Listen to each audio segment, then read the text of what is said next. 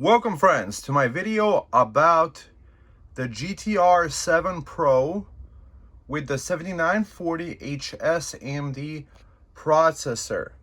A long-term review. You will see if we back up here, you will see the workstation that I have set up here. And I'm gonna just basically tell you what my experience is thus far, having this for over a couple months and doing some work on it. So I would say this is a very great PC because it has the USB 4 ports. Let me show you what is connected back there. I'm not trying to disconnect it.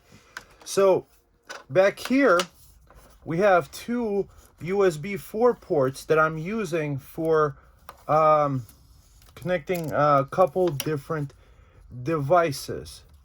Actually, I'm using one USB 4 port. Long story short, friends, is this is a 1440p monitor, and when I connected it to the display port, it wasn't working through the display port on the computer. So what I did was I got this USB 4 to DisplayPort high quality cable. I'll probably link this below too in case you might want to get it too.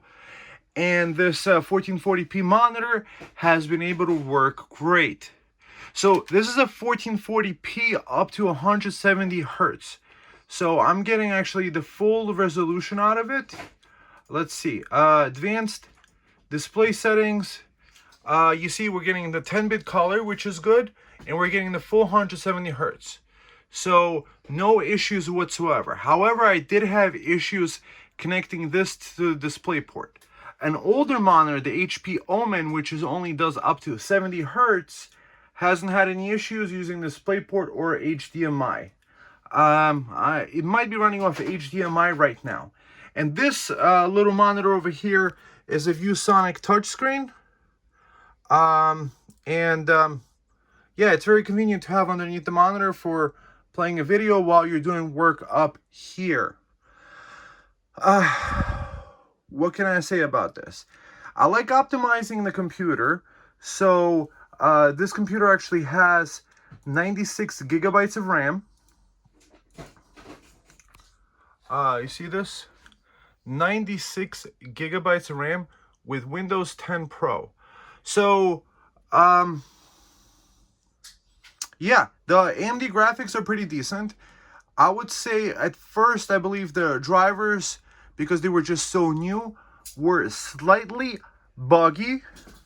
However, with iterant updates, it is working nice. Now, let me tell you about the experience of installing Windows 10 on it. I would say 2 thumbs up for that. I'm one of these people that likes Windows 10. And, you know, because I don't want to be one of the first adopters of Windows 11 with having that work. So what I like about this is literally plugging in a Samsung SSD drive in here, probably like a 990 Pro.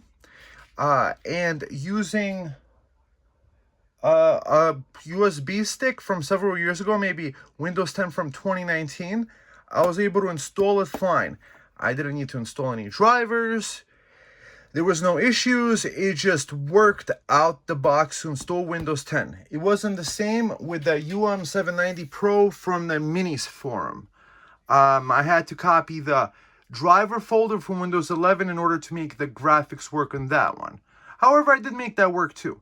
So this one right out the box worked with Windows 10, which I love. However, I believe I did go into the BIOS and turn off extra security features. Windows 11 has some sort of like, I forget which security feature it is. However, I don't want it. I don't want your Windows 11. Politically, there's like a page there saying how much carbon you save depending on how much like your PC uses. I'm made of carbon, you're made of carbon, animals are made of carbon, and all life is made of carbon. That's why it's called carbon-based life forms. And when you tax something, the power to tax something is the power to destroy it. And this whole using these carbon taxes and schemes in order to control people. Anyways, long story short, Windows 11 has that kind of stuff, and I don't want any of it. I want my Windows 10 until it works. What? Until maybe the middle of this year or maybe end of this year. I want to be the last one to get Windows 10 and Windows 11, maybe only if I'm forced into it. However, they're trying to already come up with Windows 12 already. So, Windows 10 was supposed to be the last computer possible. Okay, so smoothness, I would say it's pretty decent. The driver updates really helped with the AMD stuff. And having various different browsers. The computer runs fast, running across 3 monitors. I'm doing mild office work on this, and it works. So what maybe I might like or might not like about it? You see on the very bottom over there, that power cord, the white one? Well, that's pretty much a custom cord. So if you lose that cord, most people don't usually lose their adapter bricks. So probably not a big deal. I was able to mod the adapter brick to this guy over here, to a 19 volt power supply brick. And this is how much it's running at idle. 50 watts about. The power brick is over here. This is the power brick, 19 volts. So a 19 volt compatible adapter. I also modified it. I modify everything into Anderson. Why is that? Is because I have kind of like a UPS system down there using 12 volt batteries. And basically the 12 volt converts to the 19 volts and it's the same voltage as this power brick. Actually, that probably can do even higher wattage amount of watts than this one. So, long story short, friends, is this power brick is up to, what, 120 watts about? 5.26 amps. Basically put, friends, this PC, if you think you could run it off USB 100 watt power delivery, you can't. It will crash on you. I've tried running it through the USB power delivery. It doesn't work. I have good 100 watt power delivery things. It just doesn't work. It just wants too much juice. You want a dedicated power brick. Also, if you connect USB 4, Thunderbolt, I have like multiple docks, different brands, different companies. Shame I can't use them because the thing crashes with them. So you can't use Thunderbolt 4 docks. Maybe it's a Windows 10 thing. Maybe on Windows 11, Microsoft figured things out. I don't know. Not trying to find out. I would say audio works great. For basic computing, it's great. Probably the USB 4 ports are best to be used for video output at 170 hertz with 10-bit color. So optimal kind of like coloring. I mean, 4K video plays pretty good. Let's see. Oh, man. Oh, God. Really? Really? Wow. I'm just trying to play a YouTube video here. This is what they always trying to like sign you up to. Like, I don't even know what I signed up for. All those different things. So let's see. YouTube. Trying to get you started? I mean... Oh, really? Okay. Let's see. Wise by...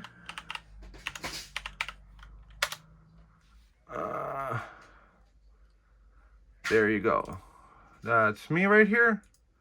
So that's a 4K video. Are high energy costs weighing you down? We know that for most people today, and especially for low-income and retired homeowners. Okay. Welcome, friends. Okay, so the video, let's put it to 4K. Welcome, friends. That's to working. My video review of the. This might be more of like an internet kind of a thing. Connectors. Well, Anderson connectors. That's running pretty well. For example, for this one, this is up to 30 amps. Okay. So this. So video playback is decently smooth. I'll say that's good. So where could this unit improve? I wish that AMD got their game together with not just USB 4, but to make it USB 4 and Thunderbolt compatible. I mean, USB 4 is nice, but if the thing crashes and you can't connect docks to it, it's only really good for output or having an individual item connected. Also, I wanted to tell you, I connected an SFP Plus card to it. I'm having a crappy time with SFP Plus. This is 10 gigabit connection fiber optic. Either the coax, at least this one, just doesn't work. So 10 gigabit networking, no. It does have two 2.5 gigabit ports. Runs best from that. I appreciate that. What else can I tell you about this? I mean, oh, I must tell you about this. Okay. You'll probably see a lot of other people's videos. What you see underneath here is a fan. That fan I haven't used since the beginning. It spins too loud and it spins the thing, and this thing is right next to my ear here. And I'm not trying to hear this computer spin up all day with a stupid fan to cool down my SSD drives. So perhaps maybe that caused some crashes with Handbrake. I think I might have had a crash with Handbrake. I don't know. I just came back. The computer was restarted. Perhaps maybe I overloaded it. Perhaps there's another thing. So the cooling fan on the bottom, I just have it disconnected. The computer runs fine, more or less, but it probably could run better if it had more cooling on the bottom. Perhaps maybe if, like, because it has the SSDs and the RAM. So I would say it's an iteration and a work in progress. I like that they put a slightly bigger chassis on this. I like that this computer is has both USB 4 ports, which you could use to connect at least high-end monitors with 170 hertz refresh rate. I like that. What else do I like? I like that you could use 96 gigabytes of RAM. I also like that I can mod an adapter, get a power brick of 19 volts, and switch up this power brick into running the computer.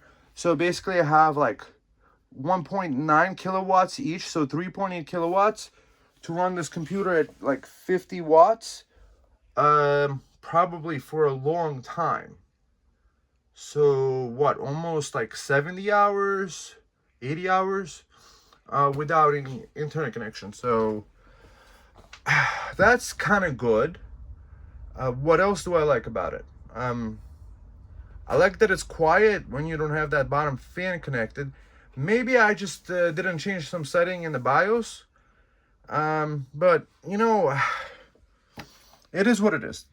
So, I've been working on it for a couple months. It works stably doing, like, office work.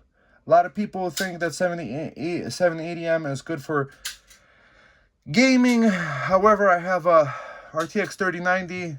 If I want to do gaming, I could do it on that and probably on a bigger monitor with an OLED. So I just need to get work done. So 3 monitors is really ideal. I like this ViewSonic touchscreen monitor. It's a 1080p. And having this kind of setup. I just got to raise this monitor up a little bit. And I'm going to have a much better setup over here. Being able to do work here. So compiling video or doing DaVinci Resolve, maybe I'll do a test, or I'll probably just post this video just like this, with all the knowledge that I've gotten so far with it. I mean, I could link you to the Amazon listing, sure. That's probably a good idea. I could also link you to the GTR7 Pro on their website. I might have bought it from their website because then you save on sales tax. It kind of becomes kind of like a flush whether you buy it on the website or on the internet. So this is definitely and probably the best AMD PC that they've come up thus far. However, I do like the UM790 Pro because I have that PC running from a USB power supply. So a USB-C 100-watt power delivery. So that computer is running perfectly stably via USB power delivery. However, this one, it's either you use their brick or some other kind of like modified power supply that I have. But with the limitations of the cabling, you have to use the special connector that they have, know how to mod it. It could easily be done with a voltage tester type of deal. So not the end of the world. I've been like learning how to do this. I'm learning how to do stuff more and more off grid. So what good purpose could this serve? This probably could be a good home lab server. Connect from like out of home or something. It could be something possibly playing videos on a 4K TV, you know, which is really good. You might want to install AdBlock Plus. That's the best one I found. And go to the settings and unselect acceptable ads. That's recommended. You'll never see one again in your browser. And you would just search for a Chrome one if you have Chrome. So, long story short, I do like this PC. However, I'm always in the search for the ultimate perfect mini PC because I like the idea of having lowest power draw. I like the idea that this computer is running off my battery directly without having to use an inverter, because what it is when you use an inverter is you have an inefficiency because you lose 10% by stepping up the voltage from a battery bank from DC of 12 volts to AC 120 volts, and then you lose another percentage connecting, let's say, this power brick, probably another 5-10% connecting this power brick that changes your AC electricity 120 volts to DC 19 volts. So when I connect just DC to DC from 12 volts to 19 volts, I literally have just maybe a 5% change in that, and you don't need an expensive inverter, and you could technically run this PC off the sun. Maybe a couple solar panels and you're good, and you have your computer working. It's actually pretty quiet. There is a fan running right now. You could barely hear it. I'm trying to hear it. The bottom fan is disconnected, so that's fine. However, that might be leading to overheating issues when I'm doing maybe like things like handbrake. Look, with PCs, man, you could tinker forever. So I hope you like this review and my commentary regarding it. I mean, for Windows 10, this is great. For other things like this, however, my heart is actually set right now on a PC that might be coming tomorrow, the Minis Forum MS01, which has 10 gigabit networking built in. Why did I buy this PC? Because I thought USB 4 could work with Thunderbolt 3 compatibility using USB 4, USB 3 Thunderbolt card. I couldn't get my fiber optic network 10 gigabit connection to work. 2.5 gigabit, I guess, is good enough. However, if you want to do this as like a home server type of deal, ideally you want to have 10 gigabit connection so you could have like up to 1 gigabyte transfer a second Right now, it can only do up to 250 megabytes transfer a second. I think maybe even lower than maybe 190. So that's why the MS01 is going to be cool, because it's going to have that 10 gigabit networking built in. And apparently, according to the test, the processor in the MS01 is probably on par with this one, or maybe a little bit higher than it. What I do also like about this computer is I have it set to sleep once in a while, and it sleeps good. It sleeps good, and it wakes up good. I have a button just set up for that, so in case I want to come back, all the stuff comes back on the monitors, just where it is meant to be. Like, you know, you see, this video is just before 4K video. Plays back. That's me. You should watch some of my other videos. Subscribe. Hit the like button. What else can I tell you? I mean, I could have always opened up the inside. However, the situation with this one, I mean, it's kind of set up right now. I don't want to move it. I don't want to touch it. I work in this computer. So I figured you might appreciate a long-term review of somebody that bought this computer, that didn't get this for free, that doesn't have any sponsorships, that is a computer guy just like you, that is trying to do the best they can and check out this mini PC.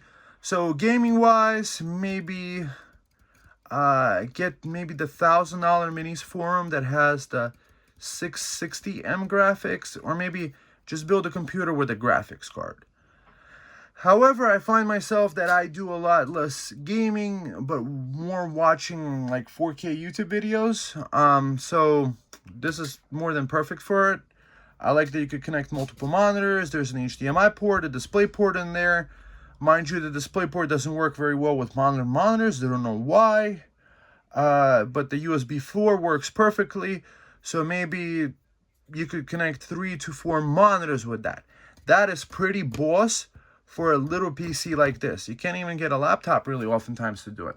And that's the thing. Also, the laptop form factor oftentimes doesn't have as much port selection. We do have a lot of USB ports in here, and we do have this mini PC taking up just a little bit more space to give it more cooling, at least on the top. There is this fingerprint thing for security, so this would work. I don't have this set up, but it's kind of like almost like a power button. It's kind of clicky.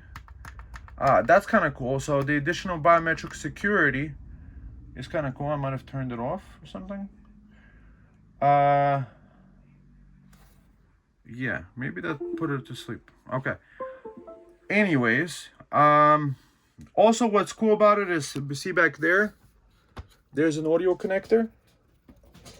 So you could have the speakers connected in the back, and then you could also have the headphone jack in the front.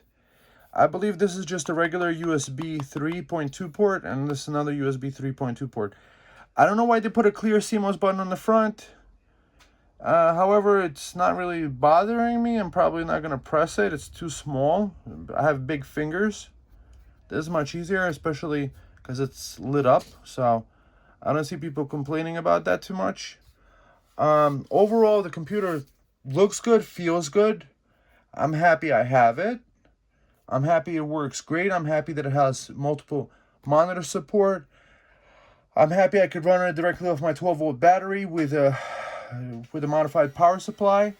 And I'm happy that it works quick. I mean, everything I need to get done gets done.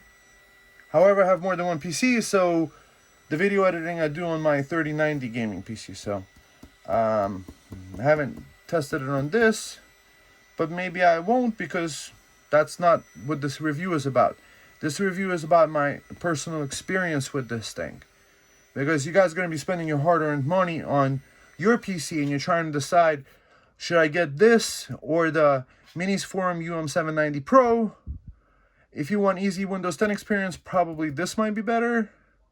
However, the UM790 Pro probably would work too if you do the settings for security settings right off the bat for Windows 10 to work.